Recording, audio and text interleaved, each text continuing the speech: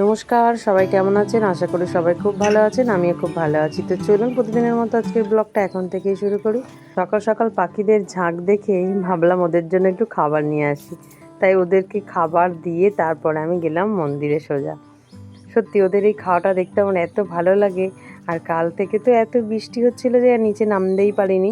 মানে গতকালের কথাই বলছি আর কি। এত বৃষ্টি সারাদিন আমি যেন নিচে নামতেই পারছিলাম না। যাই হোক আজকে সকালবেলা নিচে নামতে পেরে খুবই ভালো লাগলো। আর পাখিগুলোকে দেখে তো ভীষণ ভালো লাগছে যে অনেক দিন পরও ওরা যেন আজকে একটু খেতে পেলো।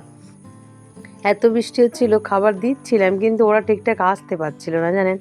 আর বৃষ্টি খাবার দেওয়ার জায়গাটাতে তো জল জমে যাচ্ছিল, বৃষ্টির জলটা জমে যাচ্ছিল, সেটাকে ফেলেই দেওয়া হচ্ছিল।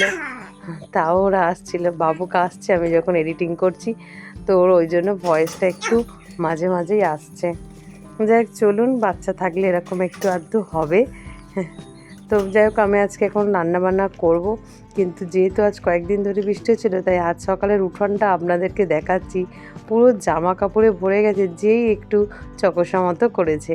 আর তারপরে দেখলাম আমার বাড়িতে একটা গরু ঢুকেছে।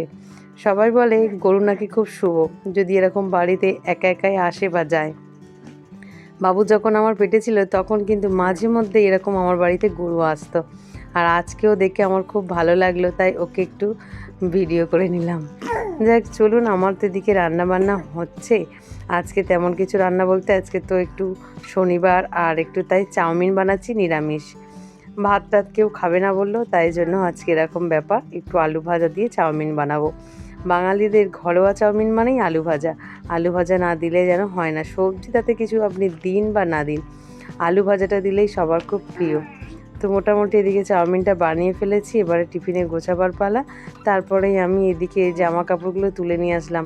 কাল থেকে তো একদম ভিজে ভিজে ছিল, সেইগুলো একটু হালকা রোদ্দুরটা উঠতেই বেশ সুন্দর গরম হয়ে গেছে, সেইগুলোই তুলে নিয়ে আসলাম। আর আজকেরগুলো এখনও আছে, একটু হাওয়া হচ্ছে তো ওগুলো শুকিয়ে যাবে সুন্দর। তবে এইগুলোকে গোছাতে গোছাতেই এখন বাবুর সাথে গল্প করতে হবে আমাকে, কারণ ওকে কোলে নিয়ে গুছিয়ে উঠতে পারবো না বলে ওকে একটু শুইয়ে দিলাম। কিন্তু ওর ইচ্ছা একটু কোলে কোলেই থাকবে এখন, যেহেতু জেগে আছে। তবে আজকে সকাল থেকে অনেকটা সময় ওকে ঘুরিয়েছি, কারণ ঘুমোতে একদমই চাইছিল না। কিন্তু এখন একটু নিচে শোয়াতেই ভীষণ বায়না করছে যে আবার কোলে উঠবে। কোলে করে নিয়ে আমি এগুলো গোছাতেই পারছিলাম না, তাই ওকে একটু শুইয়ে দিয়েছি। তো যাই হোক চলুন, কী করা যাবে, বাচ্চা মানুষ। যে অনেকটা সময় কাটিয়ে ফেললাম, তারপরেই একটা ফোন আসছে আমার বান্ধবীর যে ওরা আজকে আসছে আমাদের বাড়ি। এটা আর একটা অন্য বান্ধবী, তো ওদের জন্য একটু র‍্যাসনা বানালাম। বিকালবেলা এখন কি দিই বলুন তো। আর আজকে তার যেহেতু শনিবার, তাই এই যে ওর ছোটো ছোটো পুচকে আছে, পুচকে দুটোকে একটু র‍্যাসনা বানিয়ে দিলাম, ওকেও বানিয়ে দিলাম। আর ওরা এসেই আমার বাবুকে কোলে নিয়ে নিয়েছে।